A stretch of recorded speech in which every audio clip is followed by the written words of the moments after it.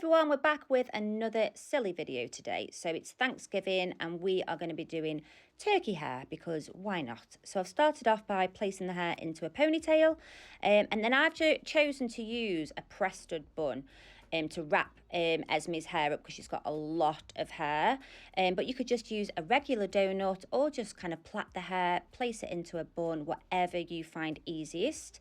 Once you've done that, you're going to use some hair grips. I go for extra long for Esme's hair, again, because it's so thick and long. So just kind of placing those in, securing that bun. And then I made a silly turkey head with cardboard and googly eyes. So get creative, do whatever you want to do here. And then I'm going to kind of wedge that in behind the bun. Just to be sure, I decided to place some hair grips in there, just kind of make sure it stays in place. Once you've done that, you're going to come to the feet. So I chose to use kind of like a yellowy orange pipe cleaner. I used 3. The reason being is I wanted like 3 little toes at the end. So once you've made your feet, you're going to wedge those into the bun. I don't think I actually pinned these in. I think I felt that they were quite secure. But again, if you want to be double sure, just get a little hair grip and just kind of secure those in. Next is our feathers. So I got these from Amazon.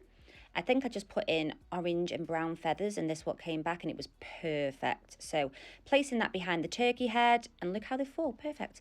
I did pin these in. I didn't feel like they were going to stay. So this is the finished look.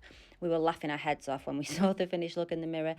So this is the spin. Look at it from the back, the little googly eye. She's going to do a little shake for us. So yeah, let us know in the comments what you guys think and I will see you again soon for another video.